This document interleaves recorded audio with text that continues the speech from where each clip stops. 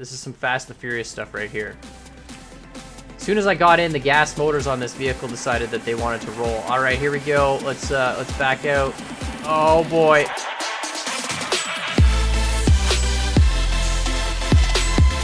What's up, guys? My name is Khan, and we're back today in Scrap Mechanic, and I finally finished a build that had taken a while, and that is, of course, this cargo plane. I started this in a stream, and then I kept going on it with a stream, and then I did some finishing touches, and I didn't really model it after any particular cargo plane, but I always wanted to build a really big cargo plane in Scrap Mechanic, and you know, I did some stuff to it, so we can just get up in here. We just hit this button, and it opens this side door. And so it's got a very, oh yeah, we can close that again. We've got a very large cargo compartment, and we can hit this green button, and that'll of course turn on the green lights and lower this entire back ramp. So we could put vehicles in here.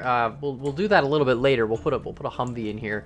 But again, the lag just gets much worse. Right now, it's really weird. It jumps between like high frame rate and low frame rate. So right now it's like 45, but then randomly it'll jump up to, like, you know, 60 to 100, and it does get a little bit better when we're not sitting on the concrete platform. But then in this front room here, we've got the stabilization gyro. So it's just a really simple, that doesn't really help show anything, but it's a really simple gyro.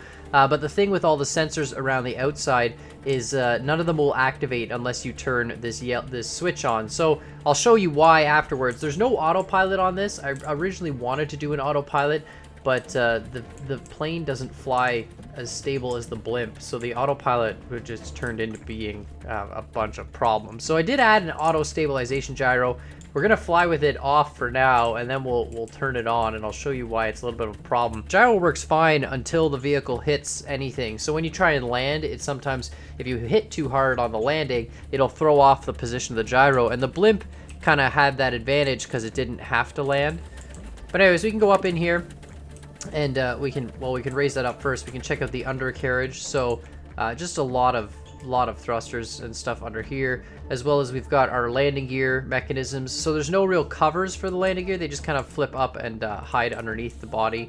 But it's pretty cool stuff. And then as we go to the front, we do have the front landing gear. And a couple of you guys mentioned in the stream and in the comments that I should flip the front landing gear so it doesn't collapse on landing. And I agreed with that, so that's what I did. So the front landing gear now will lock against this. So as you drive the plane forward, this gear doesn't want to collapse against the piston, right? And then we can get out here. And we can get down here. And I didn't bother with the stairs. Again, I did decide to go with the with an elevator get into the cockpit, because why not? And it is pretty awesome. So we're up in the cockpit now. We're really high up. It's great in first person mode. You can actually see just how high up we are. It's kind of awesome, actually. But in the cockpit, we've got a lot of controls, and it's an entire pilot and co-pilot setup. So either seat is identical controls, and both of them can control the entire vehicle.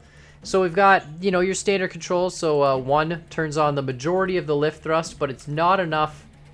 It's not enough to lift it off the ground. It's close, but not fully. So you see, if we hit 7, it'll deploy the landing gear, and it's enough that the landing gear, you can see it's just kind of bouncing the vehicle, but it's not completely lifting off the ground. It's still a little bit too heavy. 2 is roll to the left, I believe. I can hit 1 there. It's a little bit easier to see. 3 is roll to the right, and 4 is pitch up, which tips the nose up. 5 is pitch down, which tips the nose down. 6, we'll turn off 1 here. 6 is forward, which also activates the engines there, right? But then the combination of 1 and 6 allows you to fly up. So you can't have this vehicle hover without it moving forward. And I kind of did the same thing with the DC-3, and I like that because it forces you to actually, you know, be flying per se. I mean, there's no real flying physics in Scrap Mechanic, but at least this way, if I have 1 and 6 combined, you'll lift up and fly forward, but you have to be moving forward to fly. And then, of course, 7 is the landing gear there. We're not going to hit that because it'll just, well, okay, we can do that. 7, right? Deploys the landing gear, and then you press it again, and it deploys them back. And the landing gear, in this case, are not strong enough to lift up the plane unless you have the 1 thruster activated. The plane is so heavy that the landing gear, they won't collapse under the weight of the plane because they use lock bars. They use pistons to lock them into position, kind of like a real plane's landing gear do. But they don't they don't have enough force to lift up the whole plane itself, which is, you know, also pretty much realistic. And then 8, it deploys that side door, and it's just a toggle button. You tap it, and it'll open and close that door. 9 does the back door. And we do have an indicator light, I believe, up here to let us know, see, when we hit 9, that lets us know with that red and green light that the back door is open and closed. It's pretty simple to fly. You turn off 1. If you want a taxi, you turn on 6 first, and that moves you forward, but again, can't lift you up. And then when you hit 1, then that'll start lifting everything up, and then we can just tip back, and we'll just yaw our way over there. And then, yeah, and then we'll put the gear up. Perfect. I really like this plane. It flies really, really smooth, which is nice. And we don't have any stabilization turned on right now, so the gyro in the front doesn't actually really mean anything. But it does actually fly pretty quick, too. I wanted to make it seem like you're actually, you know, sort of having to fly a plane. But, you know, it's very easy just tapping pitch down a little bit while we're flying. Really, really smooth. And again, the frame rate's a lot better now. It's now at the 60 FPS, 60 to 70 range. But it is definitely a laggy creation just with the sheer size of it. But overall, I really like it. I think it's a lot of fun. And the guy there, he's not having a good time. He's not enjoying this. Buddy, the plane is fine. Trust me, it works. He looks terrified. He's like, this is my first day on the job. And they put me in charge of this. Oh no, because now he's determined. Okay, so he's just gotta, once he gets into the extreme. I wonder how they determine facial expressions in this game. Honestly, though, it would be sweet to add, you know, aerodynamic physics and really fluid physics in Scrap Mechanic would be cool to be able to do like water and air, because really it would be similar physics, just different, you know, viscosities, different densities per se. Okay, we gotta turn this way. I think the runway is on the other side of the map. Okay, let's turn. Of course, it doesn't really fly like a plane because obviously everything is flying with thrusters, but it does a pretty good job of feeling like a plane. Obviously, you can pull some pretty extreme turns like we just did there. To come in for a landing, I mean, you just kind of, you know, turn on and off 1. I mean, you can pitch down too and line up at the runway, but then you just let's deploy our gear here first of all. Gear deployed, good. And then we can just tap 1 and then turn it back on and then turn it off and turn it back on and turn it off and turn it back on and then turn off 6. And now we should slowly fade ourselves down. And there we go. I mean, not exactly the smoothest landing. You gotta, I mean, I'm pretty terrible. Play around with 6 and 1. 6 controls you moving forward mostly, but does give you a little bit of vertical thrust. And then 1, of course, gives you the majority of your vertical thrust. So by playing with them, you can kind of come in at a smooth angle. But, you know, overall, pretty good stuff. All right, so I've turned off particles, which really it'll help us when we actually start to drive this thing. We'll load up a vehicle and we'll turn on the auto stabilization. Basically, what the auto stabilization is really, really simple. All it does is it uses sensors in the gyro to correct the plane's level position. So it'll adjust the roll and it'll adjust the pitch, but it won't touch the yaw. It won't steer the plane or anything like that. But what happens is if you turn this switch on, as long as you're using the controls, you can still fly however you want. You can make the plane do loops if you want to try and do that. But as soon as you let go of the controls, the gyro then takes over and tries to correct the plane to the gyro position. Now that works great, except for when, of course, you do stuff like this and hit your gyro with a hammer. If we, oh, okay, I can't even screw up the gyro if I wanted to. There we go.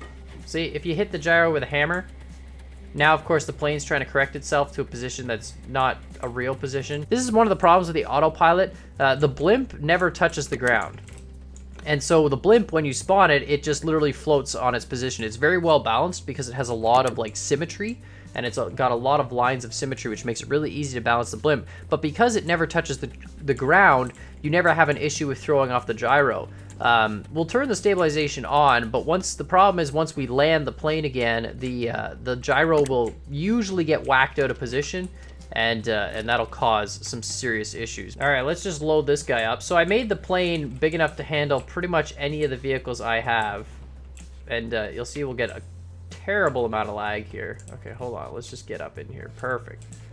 And this is why I don't really want to load up 2 vehicles. Now you want to put the vehicle pretty much, you want to center the weight as much as you can. So we're gonna put it up here.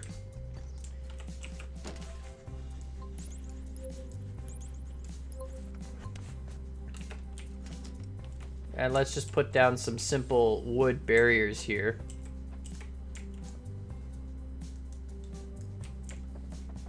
Just like this. So we're just gonna have to make sure we control our movements relatively slowly. So 6 and 1, and let's just tip back a little bit to get a little bit of height.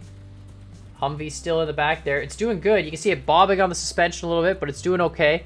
We're actually maintaining a decent frame rate now that we're no longer on the runway. But again, if you put another vehicle in there, the frame rate gets much worse. Is it still in the back? I can't even tell. Oh yeah, no, it still is. Okay, we're good. Because we have the auto stabilization on, so long as the gyro doesn't get out of position, you can see I can let go of the controls, and that's the gyro stabilizing the plane. So it's actually putting it back. You can see it is slightly off. It's tilted a little bit to the one side, although there is a little bit of play in the gyro because of the sensors aren't very, they have a little bit of distance before the sensors actually detect the roll position or the pitch position. But you can see as we fly, I just kind of line it up relatively straight, like so, and then I let go of the controls, and the gyro, as soon as I let go of the controls, it'll stabilize the plane for me. And so it kind of works out well. You can see it over-stabilized a little bit there, but generally not too bad. So let's just go to the one corner of the map, and then we'll turn around here, and then we'll get in our Jeep, which is kind of sideways, and we'll see what we can do. All right, here we go. We're lined up. Auto stabilization is on. Open the back door here. Yeah, no, that's good. No, not yet. This is some Fast and the Furious stuff right here. As soon as I got in, the gas motors on this vehicle decided that they wanted to roll. All right, here we go. Let's back out. Oh boy.